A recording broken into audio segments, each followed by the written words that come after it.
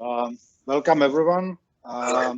This is Milan from Inclusion Europe, and I will let Soufiane introduce himself in a minute, but I will be helping to conduct the technicalities here. And welcome to all of you who joined this Skype to discuss easy to read in coronavirus. I'd like to ask you, when you are not speaking, to mute your microphones, so it makes it easier for everyone to hear.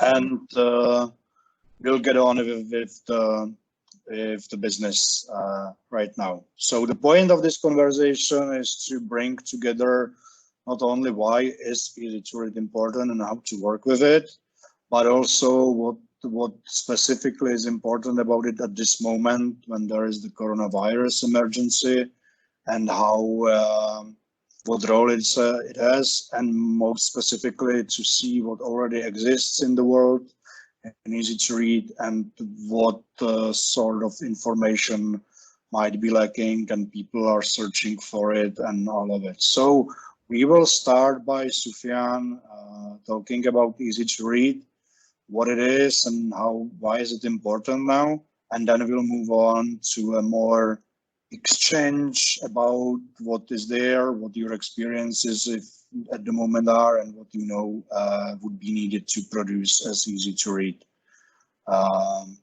in this situation. So welcome everyone, and Soufiane, now if you can please introduce yourself, and then we'll talk about easy to read. Good morning, everybody. My name is Soufiane El Amrani. I have been working for Inclusion Europe since 2008. My job title at Inclusion Europe is I am the Easy to Read Editor and Self-Advocacy Officer. I took over as Easy to Read Editor in 2008. I review easy to read documents. I review the newsletter called Europe for Us. I have spoken at seminars on the sort of things I have done with Inclusion Europe. Okay, thank you. And now some basics about what is even easy to read. I would assume that most of us on this call have some idea what it is, but anyway, what are the main rules of easy to read, Soufiane? The main rules are about easy to read is you have to have a person with intellectual disability look at the document and see if they understand what's written. And there are rules to follow, like you have to use Arial size 14, and if you have to explain a hard word, you should have an explanation underneath of what the hard word means. Or hard word, you mean, or maybe a different, like a difficult word, something that is that is difficult to understand, to explain. What would be a typical difficult word that we are explaining when we do easy to read? We use EU, but in short it means the European Union. So we write the full word in full and say that it's the European Union. And then we also explain what it is, the European Union. What it is, yeah. Okay. Are there some other rules to easy to read? Yes, you have to make sure you have to use you have to write numbers in full and not in words. Like, for example, don't write EU, write European Union or European Parliament, and don't just write it as EU, write it out in full. Yeah. So that's about abbreviations. So we should avoid using abbreviations, or we should explain them, because sometimes it's useful for people to also see the abbreviation. Many people use abbreviations, for example, for the EU all the time. So it's good to create the association and provide the explanation. The other rule that you mentioned is about numbers. So let's say the smaller numbers should be provided as numericals, as numbers, not as text, and the large numbers and millions and billions, you probably usually avoid using them and use other terminology right? Like a big number or something like that. What is also important, Soufiane, about the how the thing is formatted and presented, not how it is only written, but also how it's formatted, what it looks like on paper or on screen. You need to have you need to use pictures on the right side, and put the wording has to be right, justified, and make sure that you don't use a dark background on a clear piece of paper, because a person with disability will not be able to see or understand what the word, if it is on a dark background, has to be on a clear background. Yeah, so it should be on a like an easy to also not just to read, but to read in the broader sense, to see, to make sense of the text. So we using a larger font. We usually recommend at least 14 pixels or points. We also recommend to use bigger line spacing and to make it easier for people to make sense between the lines. And then Soufiane was talking about the pictures. We use pictograms or simplified pictures to symbolize what the relevant sentence and paragraph is about. It is possible in many other organizations use not pictograms, but real life pictures, photos. And I would say it's generally whatever works for the given content and given context is good. The main point of the picture usually is that it helps to remember the message. Sometimes people think that the pictures are a lot about helping to understand what the text says. I think, judging from the feedback we have, it's not necessarily that. It's more a means of remembering what it was about. The association of the text, of the message with the picture helps to make that possible. And Soufiane, I think one more important thing about the rules is about how the sentences should be used. Yep, they said they need to be split. You need to put a new sentence. You can split the sentence onto 2 lines so that it doesn't become too much on one line. So it needs to be separated onto 2 lines and have a full stop at the end of your sentence. Yeah, and sort of the tool that or it's like an idea how to split the sentences is to how would you normally read them, so it should make sense on one line, but it shouldn't be too long. I would so that's sort of the rule to try to adhere to. So not too long lines, but also the text should make sense, that the text on the one line. So not to split it in the middle of the of I don't know, words that are directly connected. And basically, I think it helps if you read the text aloud and then see if the line basically makes sense. Yep. So, Soufiane, I think that was maybe to bring to a conclusion this introductory part on what is easy to read and what the basic rules are. Can you also tell us about the European standards and where people can find them, because there is all the information about how to produce easy to read is there. The European standards was a booklet created in 2000, which I was part of, and it can be found on Inclusion Europe's website. If you go to Inclusion Europe website and then you click on easy to read, there'll be a section there about the European standards, and it is a booklet that has been redone. Well, currently in progress of being redone. Yeah, so you can find it at Inclusion Europe in the section of what we do, or there is a direct link right on the top of the page if you are on a PC or a laptop. Otherwise, you can find it in the main navigation there is a direct link to all the easy read stuff that we produce. So, Soufiane, let's move on to how we use Easy to Read. Can you give us some examples of what Inclusion Europe does with Easy to Read at the moment? Yeah, we have a newsletter called The Europe for Us, and it's a newsletter that is published in 6 different languages. We do it in English, French, German, Spanish, Romanian, Hungarian, and Italian. And it's a newsletter that we write, that Inclusion Europe writes, and that I look over and see if everything makes sense, and then I send my comments back. And so that's the one thing, the Europe for Us Easy to Read newsletter that we produce 4 issues a year in 7 languages, as Soufiane was saying. We also produce nearly every article we now publish on the website is also available in Easy to Read, so you can always choose which version you would prefer to read. And of course, there is many other stuff that is being presented, and we also work with other institutions, especially the European Commission, to provide easy to read content.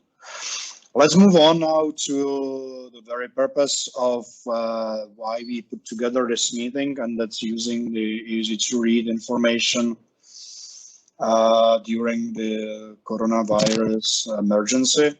Soufiane, let's start by telling everyone what information we have produced so far in Easy to Read.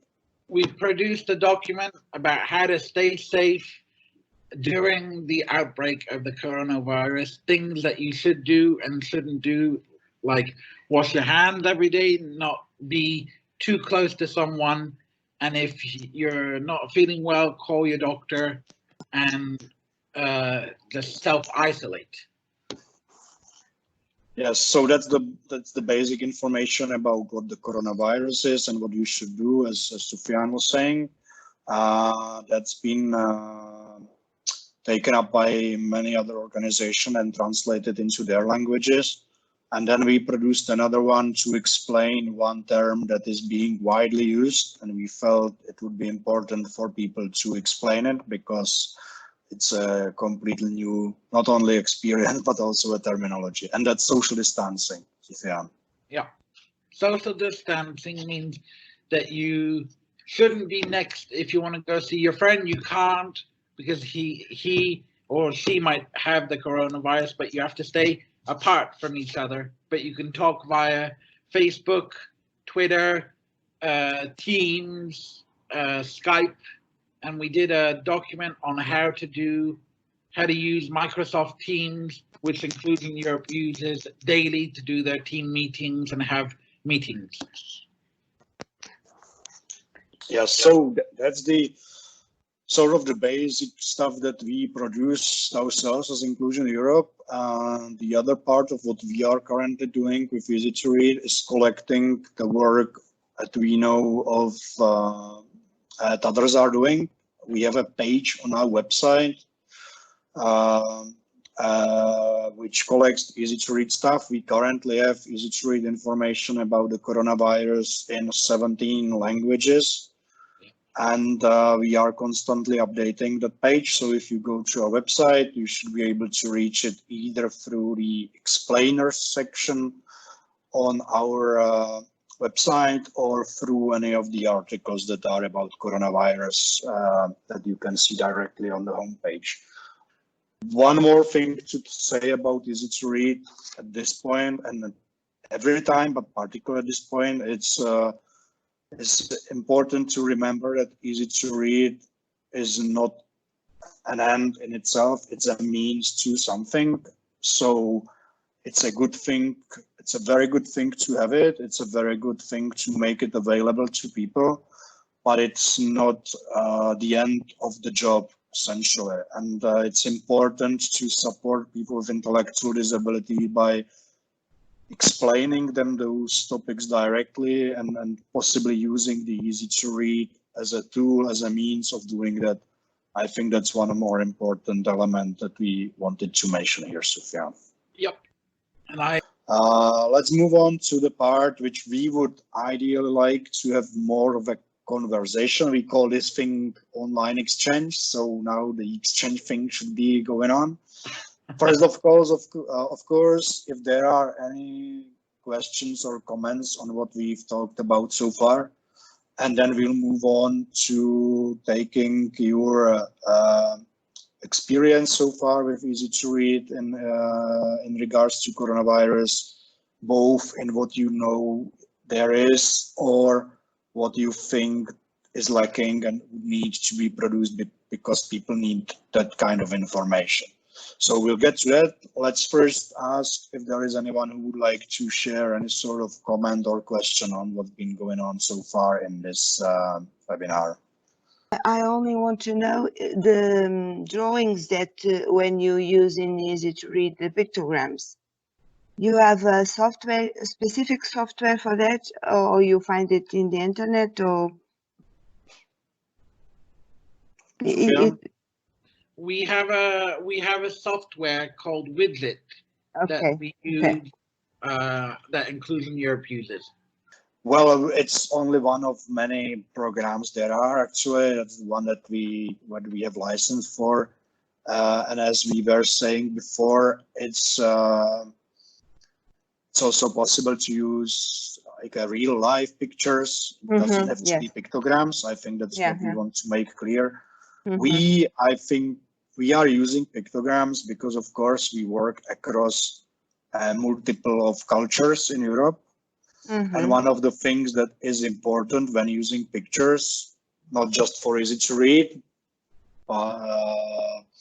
is to make them culturally relevant. So sometimes when you would use a photo bank or something, that might be difficult to do. And for us, sometimes it might be difficult to get pictures that would be sort of easily understandable or relevant to all the countries that we are targeting. So that's why we are using the pictograms as a simplified sort of version of pictures. Okay, thank you.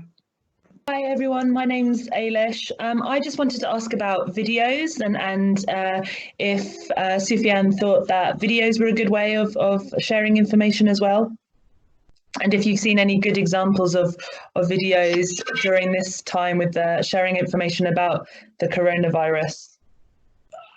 I haven't seen any videos regarding the coronavirus, and I think it would be a good idea to use videos when we talk about different topics. Yeah, I would add to it maybe two elements. Of course, videos, as in using them as a communication tool is a good thing. We are also increasingly producing videos and easy to understand.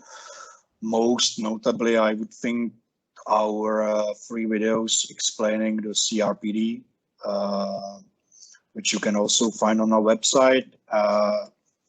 I know there are many organizations across Europe that do regular videos in Easy to Read, especially I would think in the German-speaking world. And that is also where I am aware of the most coronavirus-related stuff. And if anybody wants to share or highlight some information that you know exists, we can video, it can be text, and that we haven't mentioned already. And it would be good to add it to the list of resources and maybe make it available for others, either as an inspiration or as a source for translation into their languages and whatever. So whoever wants to share, please. Thanks, Milan. I think that there's some on the WHO website which aren't in Easy Read, but they are quite easy to follow. So maybe they might be useful for people to have a look at. And there's some that I've seen from a disability network in Australia. So I can share the little link in the chat box if that might be interesting for people. That would be very useful. And if you put the links in the chat here, everyone can see them and use them. And we're happy to add them to the resources later. The second topic we wanted to exchange on was what kind of information is lacking, that people are looking for, and it's not available in easy to read. And it might be good to produce such information. So really, if you could, if you have any ideas like that, it would be very good to hear about them, and then we can see how we could help deliver that information and make that information available. So if there is anything you know there is a lack of right now, and people would really need to have that kind of information, please tell us now, and so we can see what we can do about that. Hi again. I think just from having some conversations with some self-advocates, that there's maybe a bit of a lack of information around what happens if people have to go to hospital or have to talk to a doctor about the coronavirus. I haven't seen anything as of yet around that. Also about how to talk to healthcare professionals so that your rights are respected. Yeah, thank you, Eilish. I think that's definitely a topic that is not necessarily well covered in the easy to read stuff. So what actually sort of happens when you go to hospital, when you are diagnosed with the coronavirus? There is, and maybe just to flag up, because it's not easy to read, but it's important given the situation in healthcare. I think there is one particularly interesting piece of work done by NHS England on how the healthcare staff should approach people with intellectual disabilities. I haven't seen much from others, so just to flag this up, it's also on the page of resources as something that might be particularly relevant for the broader advocacy work and for explaining what this is all about. But yes, I think that what happens if you are admitted to hospital would be an interesting or important information to try to produce. I guess the challenging bit from our side of things could be that this might differ country to country. We would need to figure out sort of the basic framework of what we could talk about on the more general level, but definitely something to look at. Thank you. Anyone else? Well, and there was a comment from Mikhail saying, I would like to ask you if you would make more documents like the one about coronavirus explaining, or is there someone who has already have it? For example, our company, we can see this problem around this question, an explanation of what quarantine means, and when I have to go out, how to behave, how to shop, how to prepare not to touch things. What should I do if I cannot reach the emergency lines? What person I can ask for real help if I don't have a family or friends? Yeah,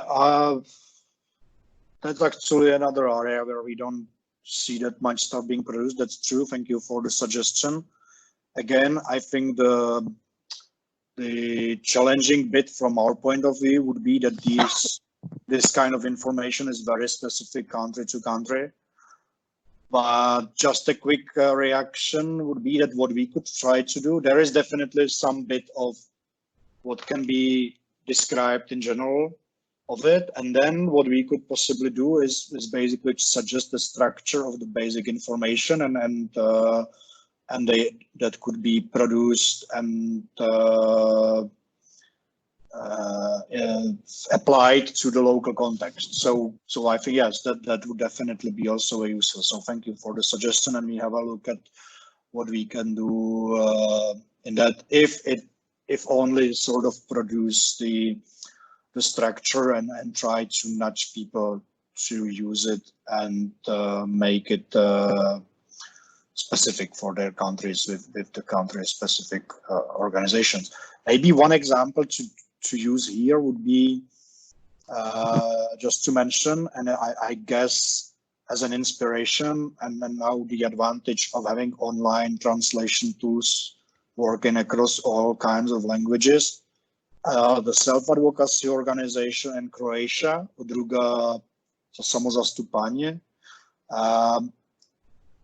is producing a daily write-up of what's going on, the latest information in easy to read and publishing it. They've joined Twitter last week to be able to spread that. So we are linking to that also in our page, or you can follow them on Twitter.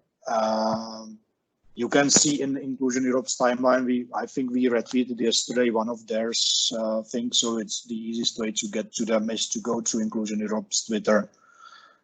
It's in Croatian, obviously, but I think as an inspiration of what can be done, it can also be interesting.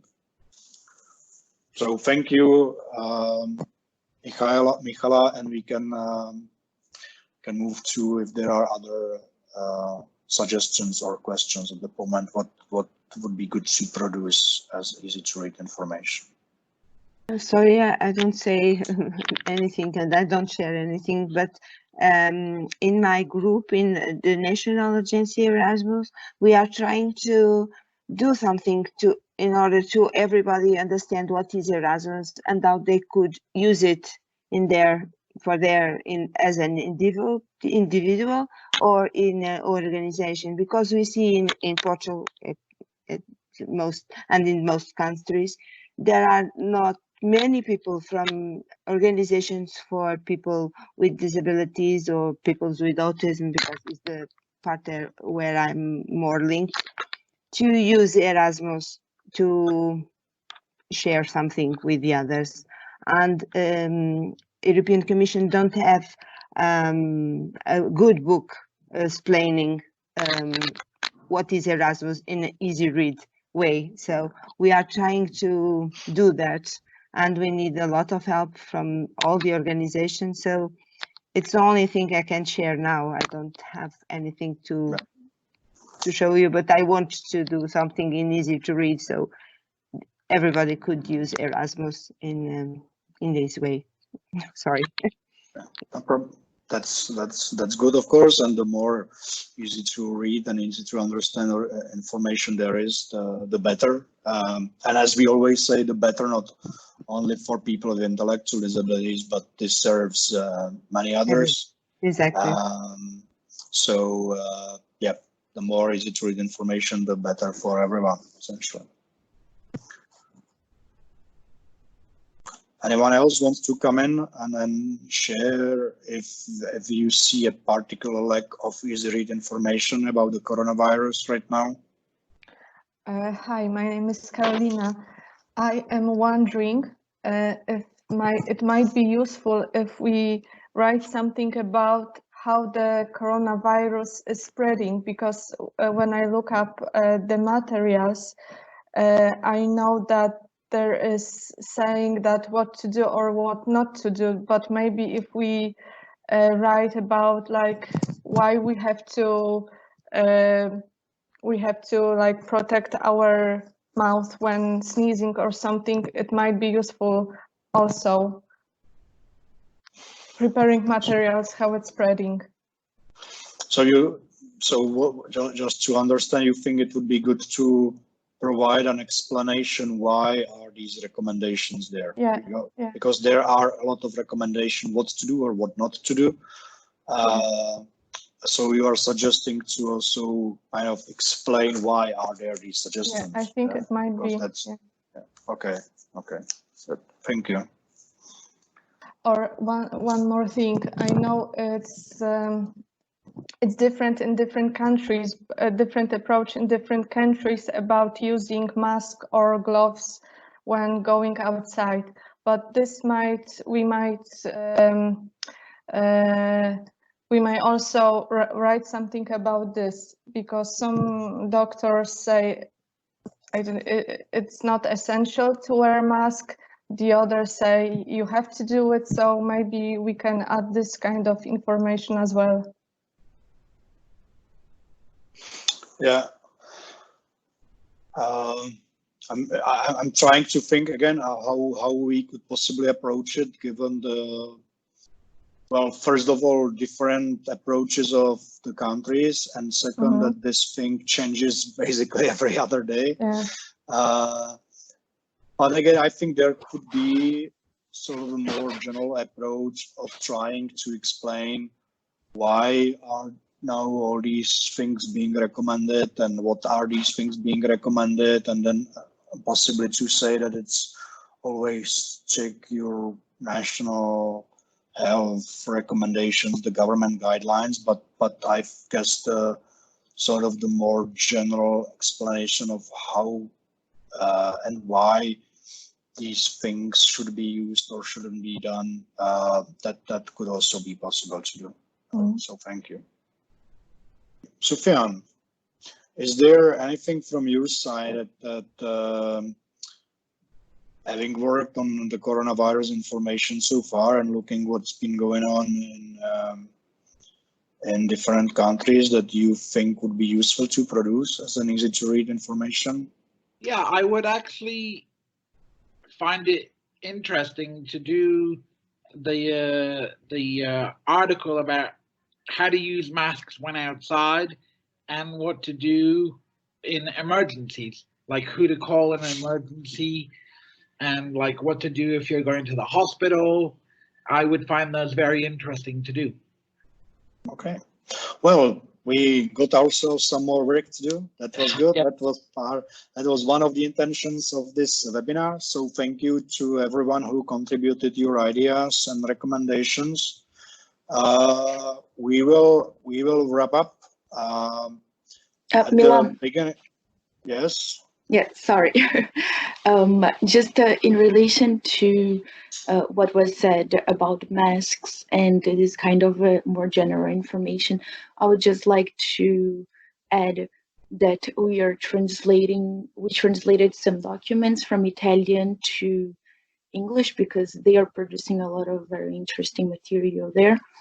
And in some of the documents, they talk about, for instance, if you have to use a mask, it's okay, it's just for protection and so on. So I think we're also gonna release some information also in relation to these general questions and so on, just to tell the participants. So of course, I think the conclusion, let's say, of these recommendations, that's at least as I recollect them, there is a need for information more specifically about the emergencies and going to hospitals, and the more specific side of protecting oneself or others. There is some work being done by other organizations. We are already translating some of it. So again, always check on our website or social media, because we are constantly updating the page as every day when we notice anything worth sharing with others, we always add it to that page. So it's always worth checking back there what exists. Also, if you notice in the coming days anything that you know, well, that catches your attention, you have our contacts, so please share with us, and we'll be happy to share with others. Before we go completely, just again to say that the point of this conversation is to highlight the role of easy to read, and then what already exists, and then to see what needs to be done. So again, thank you for those recommendations.